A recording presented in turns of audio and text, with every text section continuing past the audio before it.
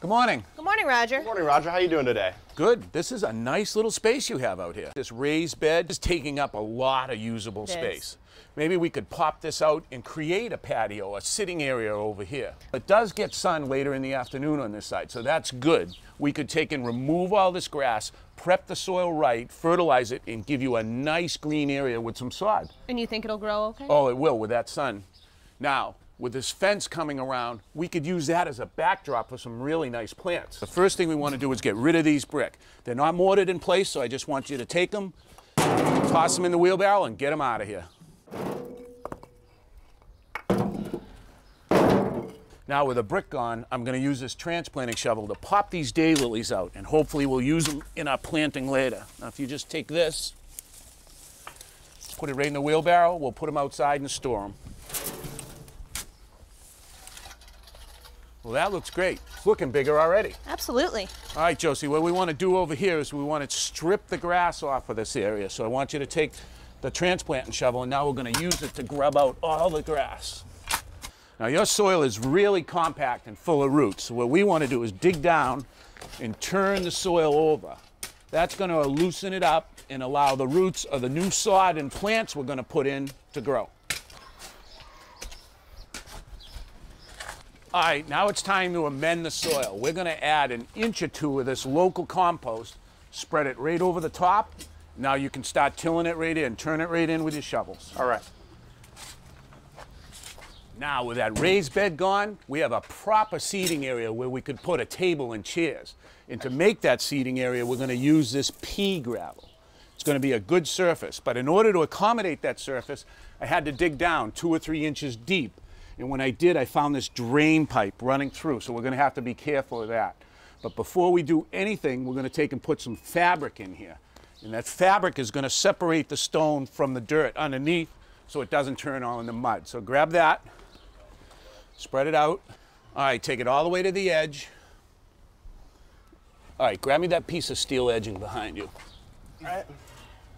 And we're going to lay this down. You can see I cut a notch in the steel edging so it'll fit right down over the pipe. So I'm just going to unfold the fabric and we'll set the steel edging down in place. How's it look down there? Good? Mm-hmm. And what is the steel edging going to do for us? It's going to keep all the stone on the patio where we want it. All right, now if you take one of those stakes and put it in this slot, drive it right down through, it'll hold the steel and fabric too. Good. All right, just dump that right in.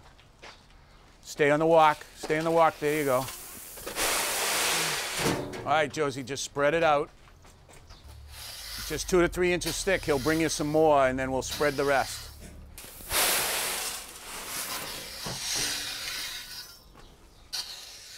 All right, let's recap for a second. All right. We're keeping the concrete walks. Yeah. We've got our stone in for our seating area. So now it's time to talk about plants. And the first thing I wanted to do is I wanted to put in a holly to block this alleyway. Now that's a beautiful plant. It's going to have red berries in it in the fall. In front of it, I'm going to use this spirea called Limelight. It has a pinkish purple flower on it. And look at the chartreuse color. Now in the corner, we're tight. So I wanted to use a fastigiate plant. That's a plant that's going to grow upright, not wide. So I chose this skip laurel. Then we'll put another spirea underneath it. Over in the corner, we really wanted a specimen tree, so we chose this Japanese red maple. Now, isn't that going to get pretty big? It will, under perfect conditions, it could get 30 or 40 feet tall. But here in the corner of your little garden, it's not going to grow that fast. You may have to do a little bit of yearly pruning on it, but I think it's worth it to have a statement like this in the corner. Now, every garden needs some drama. So for your garden, I brought a weeping Norway spruce. He still has the cones on it. Look at the new growth coming out, and look at the shape on that plant. How cool. I really like that. Well, let's get some plants in the ground. All right, take a whack the side of this first. All right, now I'm going to lift up on it. Take and hit down on the pot. Got it? Now you notice that the plant is slightly higher than the area around it. That's very important. We don't want to plant too low. Josie, if you throw some of that compost on the soil in the back, now we're just going to take it, mix the compost in, and then just backfill the plant. That's looking good. So this guy's ready for some water.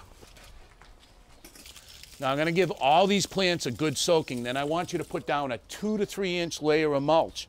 That's going to keep the weeds down, but more importantly, it's going to hold that moisture in the soil. So take and do all the plants and make sure you don't cover them up. Josie, the mulch looks great, especially that curve, and this is where we're going to put that little spot of sod. Before we put the sod down, I want to put some starter fertilizer down. We'll just take and rake that in lightly, and then we're ready to put down the grass.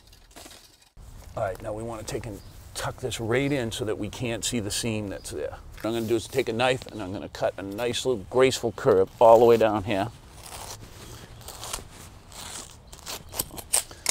I'm going to take this piece and see if it'll fit in that hole we have down the end down there. So, what do you think? Oh, I think it's great. What a difference. I mean, this morning we came here, we had basically nothing. Now we have a beautiful landscaping and a great seating area. Yes, I think we're going to use this tonight and have dinner out here. I really want to thank you for coming to Baltimore. Oh, it was my pleasure. I had a lot of fun.